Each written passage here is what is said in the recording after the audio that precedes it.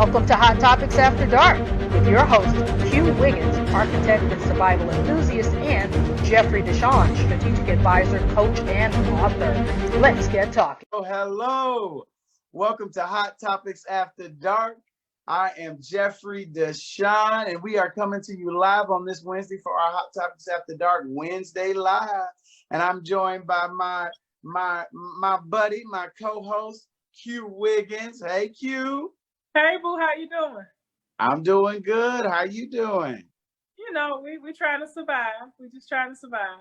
Hey, that's the name of the game. That is the name of the game today. Surviving so that we may thrive again, right? Yes. So, you know, you and I have been talking earlier today. We're just gonna be honest. We was talking earlier today, and there's a lot in the news today. And you know, I'm just gonna let you jump right in. I'm just gonna let you get in. Just go ahead and get in it. Just go ahead and get in it. So you know, we wake up this morning and we all see this timeline. The black jogger Ahmad was jogging, and he gets shot because they thought he was a thief. He was robbing, so he had to be robbing somebody because he was running. But then we find out that he was the guy's father was actually a police officer. And we see the video, so we see what happens. We see that they don't say anything to him. He's just trying to jog around the truck. Next thing you know, we see him being shot. And that's all. You know, that's you know one of the things that happened. Then we see a guy who gets into a car accident with a black guy, and he says, "Well, I thought he was gang affiliated," and he reached behind his back. And it was so funny because I just talked about people thinking that you're doing something because you're reaching. Yes, you did. Yes, you gave us that word on Monday. Yes. And so he was invited to the secret bow and arrow meeting. Mm-hmm. Yeah. It's not secret. But yeah, so he shot him and killed him too. So we want to get into that a little bit. We want to talk about kind of what we think is kind of going on, or you know, maybe it's just me, but I'm feeling like this is very Hunger Games with a racial underlay or overlay, whatever you want to call it. It's getting a little hectic. I don't know. What do you think, Jeff? You want to know what I think? Yeah, I want to know what you think. You really want to know what I think? You really want to go there? There's still a real Hunger Games today. Mm-hmm. Yeah, I'm ready. I'm not gonna tell you what I think. I'm not gonna tell you what I think. I'm gonna square up with you. I'm gonna look you and America straight in the eye, and I'm gonna tell you what I know. Anytime fear is permeating, fear is abundant, it is the currency of this political moment, from the authors of confusion themselves.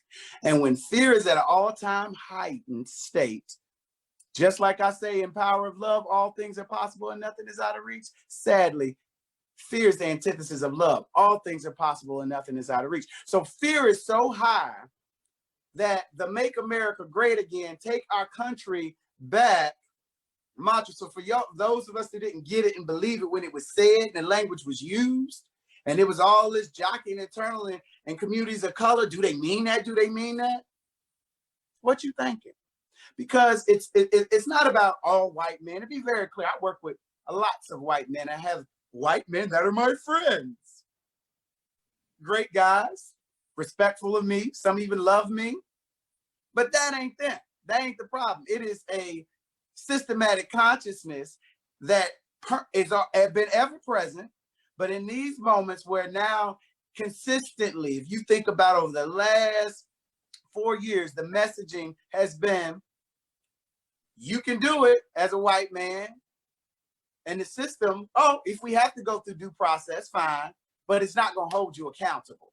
And if we have to hold you accountable, it's not being held accountable at the level that it should be for taking a life or attempting to take a life. So in this moment of fear, where fear is running rampant, and I have been, and if I have received the message that we are taking our country back, that we making America great again. Well, for some people, you know what that means? You see a Negro running, shoot him. because something must be wrong. This is what I know. This is what I see. And people can say, oh no, isolated incident. Where does that mindset and that consciousness come from? That person, a person out running that you don't even pause to consider another consideration before you pull your weapon out and shoot them in the back. In your mind, everything in that scenario automatically justified. That person is justified because he wasn't a common mind. He was a police mind. He was a police mind. So he understood the things that we didn't. He's supposed to be able to analyze the situation. So you're telling me that basically you're taught to see a black man running and know automatically that he must be stealing. Something to the wrong. point of where you don't even need to ask him if he's stealing. All you need to do is shoot. He running past me. Something wrong. Mm-hmm. So I wanna go back into the Hunger Games analogy. That's the part that I want to explain why this is so deep, because this isn't just a situation that's occurring at this point. You know, not that it was just occurring before, but right now we on the timeline. Right now, the larger powers that be are trying to leverage the power of fear and create a target. Instead of people being angry with corporate America and how they are managing this situation, they can target the black people at the party, or the Hispanics taking the job, or whatever they need to do to get out that anger and fear that's approaching with some really bad financial times coming up. I went to the gun store today, gun and archery store today, to do a little practice because I needed to get some anger out. So you go shoot, man, or go to the bow and arrow place. But anyway, the line was outside the door. Outside the door, so people know that something is wrong. You got all this fear permeating. You got folks in a desperate economic situation, yep. And the gun still got a line out the door.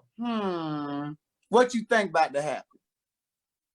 What you think about? See, the thing is, I keep saying it, we can't look at these moments in the isolation. It's not about getting caught up in fear and anger and sort of letting it consume us, but we got to be aware, because it's in these moments where we actually have the moment to pull some things back. They may be thinking, oh, I don't have influence, I don't have control. Yes, we all do, because if we give voice to something, if we acknowledge what's in play, shine a light on it, then that's, sometimes that's enough. We all think that, oh, I can't be the one to influence that system. I can't be the one to change politics in my state. I can't be, but no, shine a light on it, because we all see what's happening. We're in death. There's a health pandemic where we're losing lives daily. That we're kind of just now like, as a collective, right? I feel like I don't feel the impact of what I should feel, that I feel personally when I hear that someone's loved one, somebody in the community has lost their life. I mean, to the level that we're losing lives. So you have the desensitization of the loss of life that's already been there in certain communities, right? Whether it's for me to take a life, boom, shoot you dead, or the feeling that your life is the one that's not valued or respected, right? So we're already there. And then you add a layer of economic anxiety at a time where we're going through great transition. And so everybody now is sitting around the room squared up, looking across going, is it going to be you or is it going to be me? Yeah. And I looked at it when I look at what's going on, I look at it from the lens of this is the story that's being told right now. Like, it's okay to shoot Black people if you're afraid of them. But that's just an excuse, right? Because at the end of the day, we've seen this before. But what I haven't seen is Black people shooting white people because they're afraid that they're going to kill them. I haven't seen that. You haven't seen what, say again? I haven't seen a black person shoot a white person because he was afraid. But, you know, clearly the guy jogging should have been afraid. Because we don't live in a system where that was allowable. Yeah. So go back in history and think about the times when you had a black man who killed a white man because. Yeah. Where that brother at? Where he at? I want to talk to him. Can you find it? Right? So I don't condone violence in any shape or form. I don't believe I have the capacity to take someone's life. However, we live in a system that culturally has been set up. And people say, you know, on my timeline, I did the piece last week about on the reopening of America. There's some things that need to stay closed. And I named racism, right, as one of them. Inequity, institutional inequity that can be nullified, right, at the systematic level, one of them. And I got responses. Oh, there you go. Y'all go liberal identity politics. That. You leverage my identity to do whatever it is that you decide you need to do is in the best interest of the system any and every given day. So the moment I decide to acknowledge and own my identity, we have a problem. Well, I am sorry you brought slaves to America. I am sorry you have had to deal with the after impact effect of that. But you know what you won't do? You won't continue to do this. I don't know where we go from here, but that thing this morning, when you let me know that. It's this thing where they want to name you an aggressor for not rolling over and getting, I hate to be vulgar, but fucked in the ass. You know, with zero grease, actually with sand kernels. But I'm not talking about the literal sense of it. I'm talking about sort of let me take advantage of you however I want to, and you shut up. That's what I need you to. And if you don't shut up, you are being an aggressive Negro. Yeah, I had that happen to me with work yesterday. You know, they wanted to discount my price by half in the middle of a contract where they're 3 months late on payment. And they wanted me to reduce my price by half and ask my people to reduce their prices by half. Why the fuck would I do that? And they said I was aggressive because I didn't want to cooperate. You want to screw me and I'm the aggressor? So we have to be careful about allowing ourselves to be framed from that lens. But while also paying attention to what's really happening, because right now we're in danger. I feel like a lot of things are going to start happening. I think the only reason why those folks stuck around when that guy got shot, because they didn't call the police, the cops, the guy who was a cop, an ex-cop, he didn't call the police. I guess the person who shot the video might have called the police. But the fact that they didn't call the police, what would they have done? They would have said, we don't know what happened. It must have been a black on black crime. Like, how many times is that happening? I think you are definitely correct. They didn't know what happened and they were afraid to involve themselves, because what if it ends up being he was a bad black man and then I'm the one that put myself in that, right? So we have to own this. And I'm sorry, people get uncomfortable, but I got to live it. We live in this every day. Live in this to go to the grocery store. Live in this to just exist, to navigate employment opportunities. We can no longer continue to pretend that this is not the status quo of America. And I'm sorry, the reality is we have found ourselves in a pandemic moment. Our health systems are failing us. Our economic systems that provided labor opportunities for us to sustain ourselves are being stripped away, right? Each and every day. And so we are finding ourselves in a very critical, alarming situation. And what I want to say to all people, this ain't just about, I'm a black person. This ain't just about black men, because I don't exist in this. I know I don't exist in this world by myself. I know that my creator created all that is. So, but we got to heighten our awareness. We got to, you know, there's some folks that will say, oh, I've been woke up. I've been I've been on the train. But we got to now take a step back and sort of reassess where we are and determine if the tactics and strategies that we have been using, which we talked about earlier in this week, are actually moving us forward, or have they been holding us in place? Have these same institutions and systems that have been calling for movements, move over here, you people, move over there, you people, every 4 cycles, every 2-year cycles, right? Have we been moved around enough? Because as we sit in this moment of a health pandemic where literally daily people are losing their breath and lives, and we just have continued cowardice, fear-mongering, self-grandizing. When you have it, you have all, and you're self-grandizing. Like, we are in a place of no return. And I know that, you know, folks hear that and go, oh, you're being alarmist, you're being that. No, I'm not being alarmist, darling. You got folks that are unprecedented rates today, not only with the death toll, but are going hungry, that are concerned. Where are we going to find out? There was a meat market in North Carolina that's been giving away frozen food because they got to give it away, right? They used to serve restaurant industry, hospitality, and so you can go and get a 42-pound box of chicken for a very discounted rate. Line off the highway ramp in America. And we consider that normal. So I put it all together because it is all together. When you have a culture that says inequity is okay, when you have a culture that says racial and cultural and ethnic stigma is our standard, right? It's the floor. So if you react to something because that person was a Latino, that person was Black, I thought that person was this, then that's your standard. That is your cultural standard. We get it in business and understand it in an organization. You understand an organization that you cannot have and allow people to operate across your organization the way we allow people to operate across our organization of America within civil society. But it's the standard in the floor, so it's okay.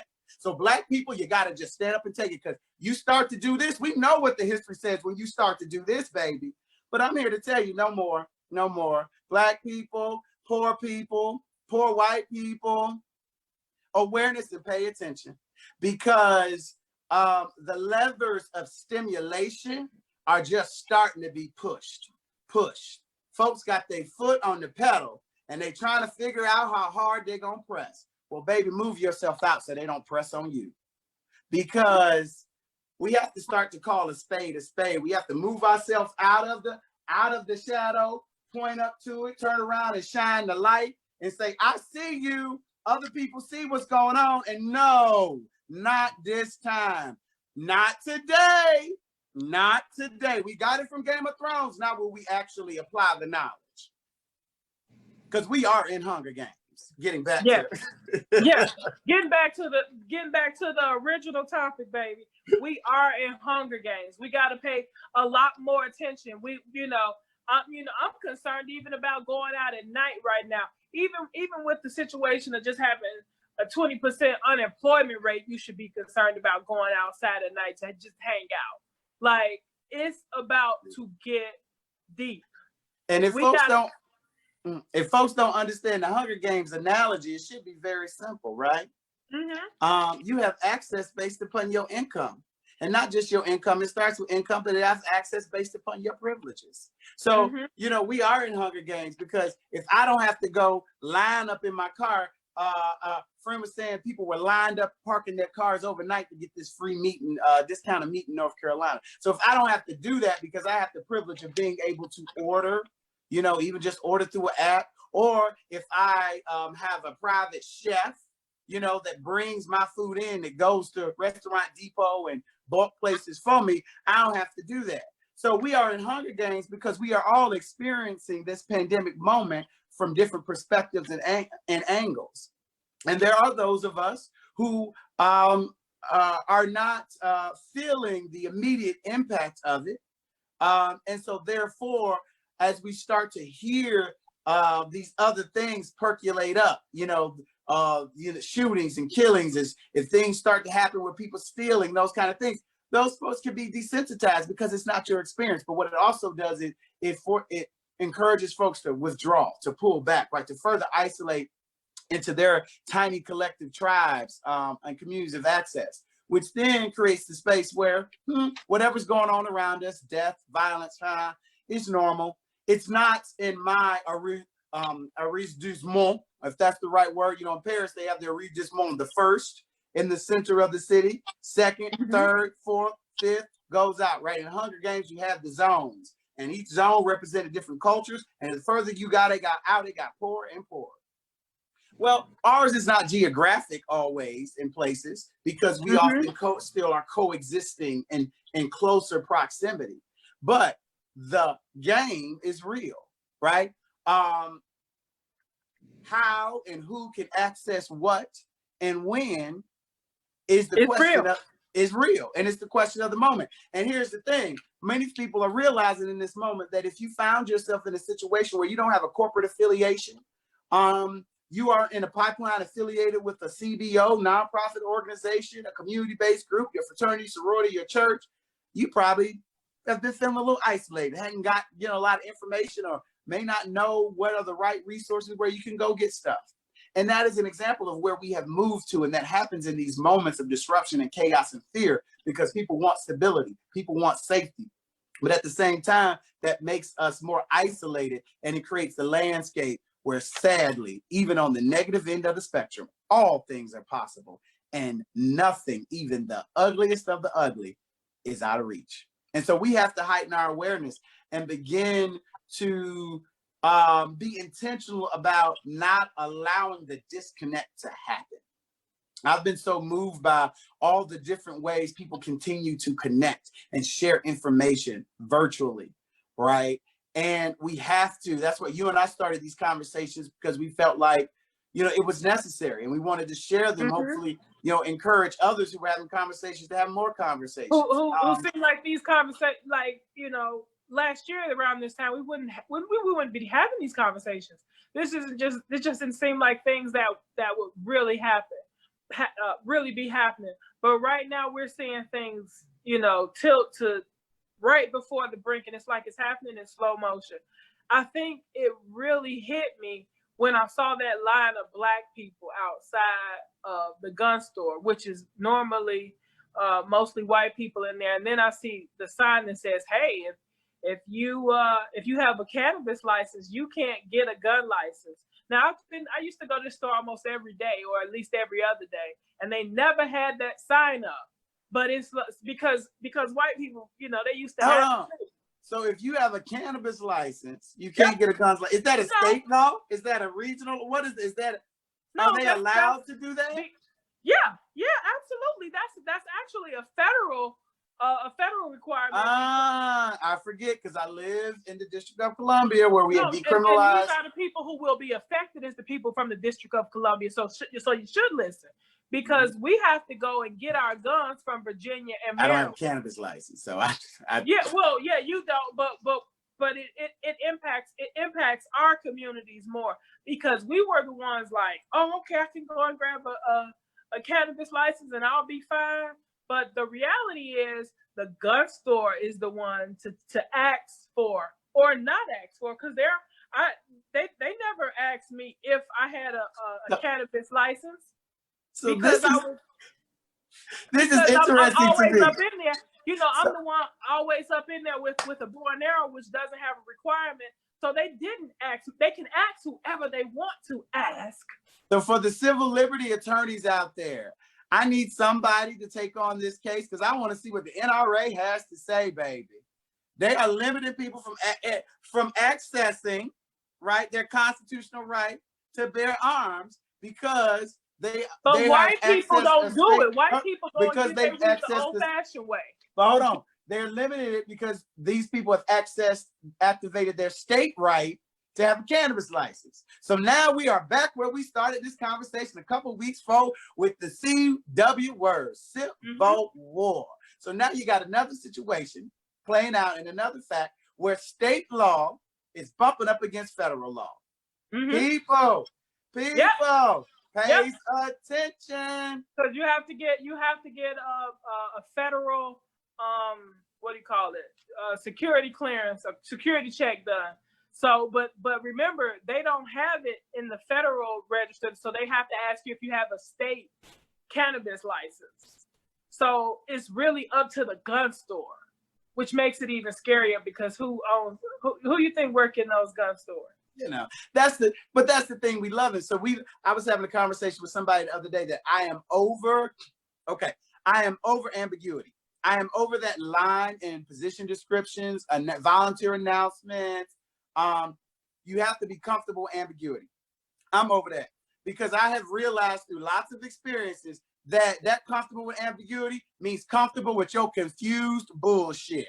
Right? Mm-hmm. So we love ambiguity in law, in policy, in culture, because ambiguity helps prevent off accountability, right? So if we have a culture of ambiguity, so in that sense, if you have a situation where it's up to the establishment to decide to exercise a particular policy, there's ambiguity there, but it's intentional because we know all the other quiet levers that are pulled. That's what we say, the racial play within the Hunger Games, right? Yep. We know those levers, cultural levers are used. So when you put up a sign like that says, especially in this area, the Washington, D.C., Maryland, Virginia area, if you have a cannabis license that you cannot receive a gun, we know that that's direct code for prevention of Black people, right? We thought about what were the strategies. What were the things that, like, it's marketing, people just wake up. You can know it wasn't fine. I don't care. I've sat in the rooms. I do consulting. It was a decision. How do we start to limit these numbers, this particular demographic of patrons from consuming here? We don't want to be known as the store that's selling guns to this demographic of people. What are the things we can do within our reasonable rights and limitations? Oh, we can do that, and that's automatic. Because deterrence. Black people, this country has always pushed deterrence. It wasn't always. See, the thing about certain cultures is they've been going to get gun license, doing it the legal way, blah blah blah.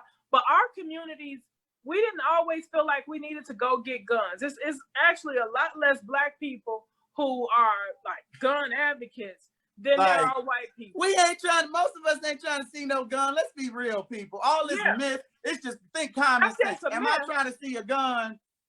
Hell no, I ain't going. No gun for me. Thank you. And it's a lot of us who don't, but I am a gun. Nope, you need a gun. So some of us are on a different page. We're on different pages, but it's so many people that I talk to from my community that say they didn't know that I had to pick. But I can guarantee you, every single one of the people that I'm working on construction sites with, oh, they know it instantly. Oh, you can't have a cannabis license and do this, and this is how you can get a carry permit across all the states and 50 states at once. Yeah. Like they gun enthusiasts know that stuff. I mean, if you're a gun enthusiast, you're gonna know that. But most of the people, that's what I'm telling you, that they have a large percentage of people who get this stuff.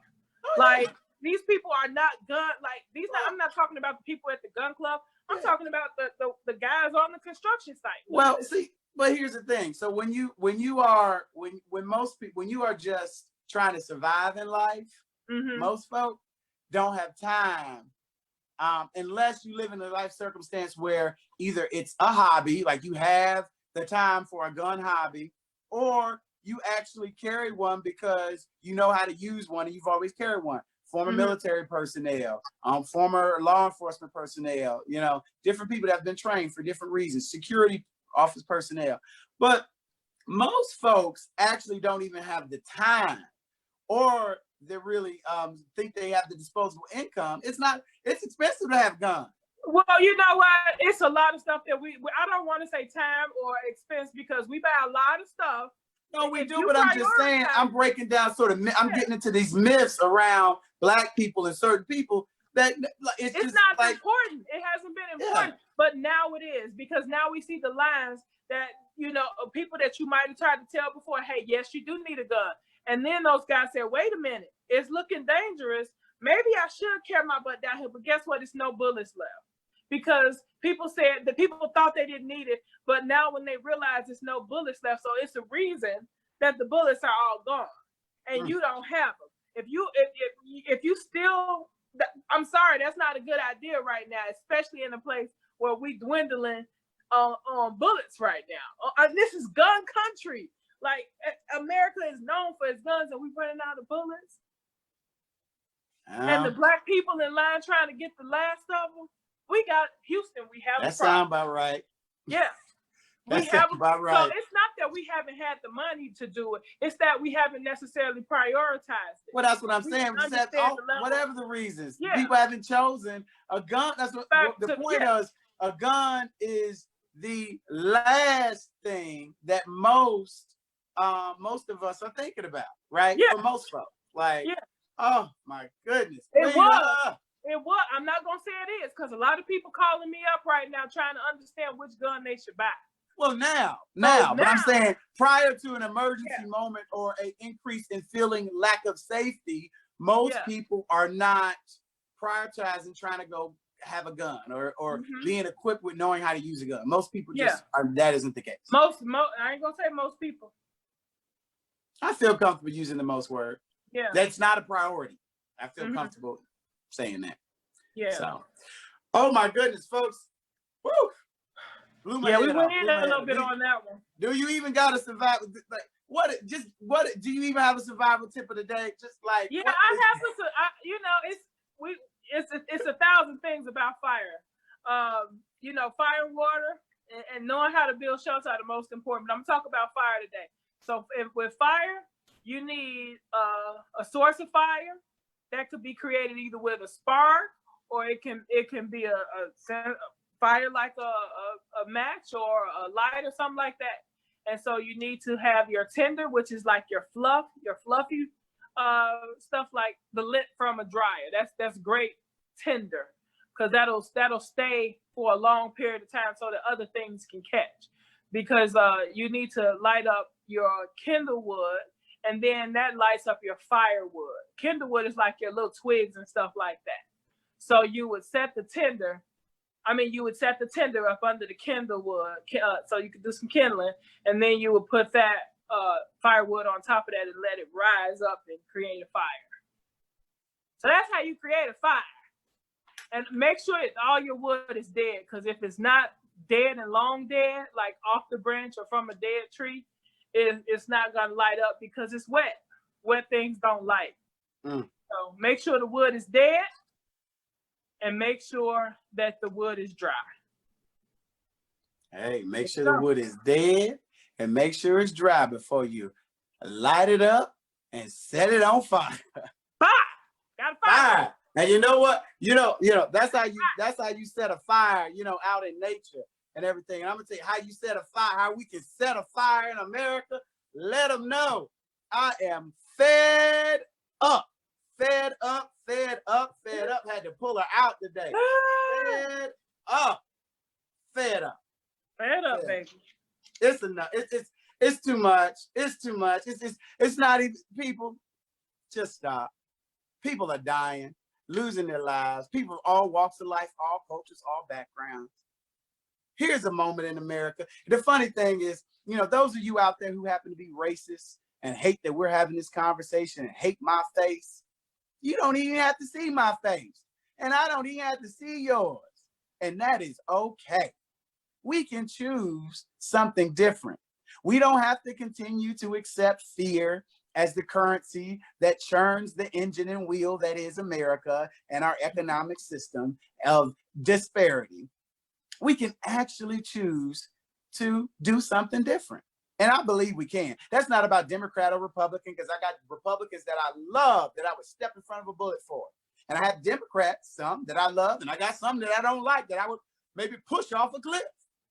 So this ain't about Democrat or Republican. This isn't about black or white.